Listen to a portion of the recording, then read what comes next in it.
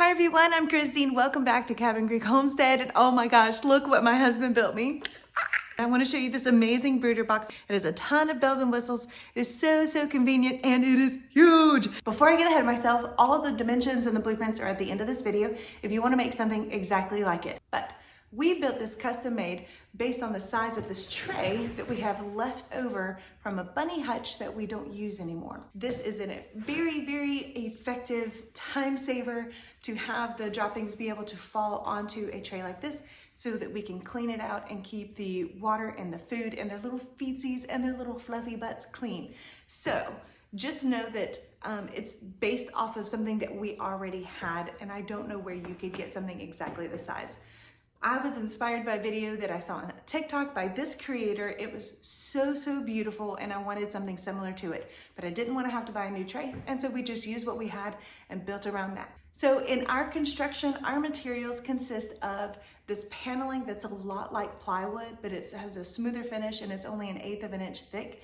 Reminds me of melamine, and we found it not in the plywood section, but not too far away from it. And then we had it cut to size right there at the hardwood store, which was so convenient. We also chose to frame in all of the panels with 2x2s and 1x3s. And here on our legs, we used 2x3s. The dimensions of this brooder, they're pretty big. It's 48 inches long, 30 inches deep, and 18 inches tall. But our legs on all 4 sides are 22 inches tall, and that lifts it off the ground a little bit so that we can easily remove that tray and go remove the droppings, put it in the compost, and then voila, we have a clean smelling house again. I do keep my chicks in my house for 3 to 4 weeks while they are growing out before I put them outside, simply because of predators, being able to control their food, making sure that I'm checking their little fluffy butts for mud butt and being able to clean them, and keeping them safe from predators, as well as keeping them isolated from our bigger chickens. So keeping them in the house can be super inconvenient, but when you have a brooder like this that has all the bells and whistles, it makes my job a lot easier. And the hardest part of keeping the brooder is keeping it clean. So let me show you the inside of it, because we have a really special mesh cloth, hardware cloth, but it's not hardware cloth, it's plastic, but it's really sturdy. It's this. Here's what we used. And that is what their little droppings are gonna fall through, so their little feet stay clean, their water stays clean, but it's not hard on their feet like metal would be. Let me open up the brooder and show you the inside of it.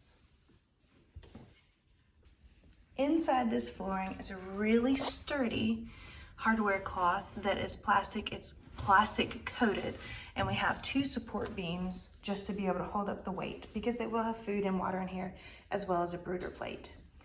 The top is super convenient because I can choose to lift up both sides, or I can simply open one at a time, and that gives me a little bit more control of keeping them contained. So as I said earlier, we simply framed in all of the melamine like side panels, and then to hold all 4 sides together, we screwed the legs in that holds both of the panels in. So here is the leg, and that is what's holding both of these sides together. Unfortunately, we did not pre-drill any of our holes, and that caused it to split. This doesn't really bother me that much. We're not selling these, we're not marketing these as some kind of bougie chicken apparatus. It's just for us. And I was in a hurry when we made it, because honestly, I've got a million things to do. So we did cut a few corners, and if you choose to make one like this, do it however you want. Just know that this is not gonna get wear and tear, because it's gonna stay in my house and I don't plan on moving it, and I'm not using it for big rowdy animals. It's just baby chicks. You may have already noticed this, but it also has wheels, and I can haul it around super easy. We decided to go ahead and get the wheels that were graded for wood floors that won't scuff or mark them up.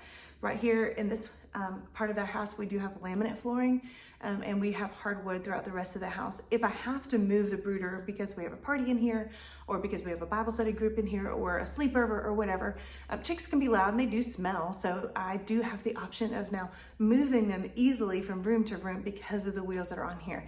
It only took like 5 minutes to install them. They're not that expensive. I wish I could add wheels to like everything in my life. On the back of our little brooder, I had my husband use a 1.5 inch drill bit to put in a pretty sizable hole, because I do need a heating element in here. We are gonna use brooder plates. I know a lot of people have different heating elements, and I have a video on that coming up, but let me show you the little holes in the background that'll make it easy for me to put a heating device in here and have the outlet go out through the back. Kind of like if you have a bunch of cables in your desk and you want it to go through instead of over the top. And there's one on that corner as well. What's really cool about the size of this is that I could put a divider down the middle of this brooder box and keep babies separate. Perhaps I'm incubating at different times and I have 2 different age groups, or I'm trying to keep different breeds apart so that I can remember, because I always think I'm definitely going to remember that that's an ice bar. No, I don't. I never remember. They're all mixed up together right now, my teenagers, and I have no idea what is what. So I'm going to try to do better about keeping my breeds more specific for our breeding program. Now for the lid, we went for an idea that was super simple over super fancy. So we simply have some 1x4s that overlap each other and they're drilled into each other. And then we stapled this hardware cloth, plastic coated hardware cloth to the top of it. And the reason that I have a mesh top rather than like a solid wood top is not only is it lighter, it's really lightweight, but you need ventilation and plenty of fresh air while also keeping out any kind of draft. So an open top that prevents them from escaping is the best option for a brooder. All in all, this project cost about $150. We didn't have any of the materials on hand, so that includes everything from hinges to wood to paneling to wheels. We did have a drill and we do have the correct drill bits, but this includes all the screws that we used too. It also took us about 4 to 5 hours to install. Now, if we made another one and we did it exactly the same way, we could probably install it in under an hour because it's really, really simple, but we had to math a lot and that's not my thing. But it's worth it because chickens are my thing. So I will math for chickens. That should be a bumper sticker. We'll math for chickens. In my next upcoming video, I'm going to be talking about how I keep my birdies happy and healthy and safe inside of a brooder and how long I brood them for, all the elements that I use inside my brooder for keeping them warm, keeping them watered, and keeping them fed. So stay tuned for that video because they will be hatching in only 3 days. And I have some really special breeds. They are blue Americanas and black Americanas, as well as Pita Pintas and Bielefelds. So I'm very excited about adding these breeds to our breeding program.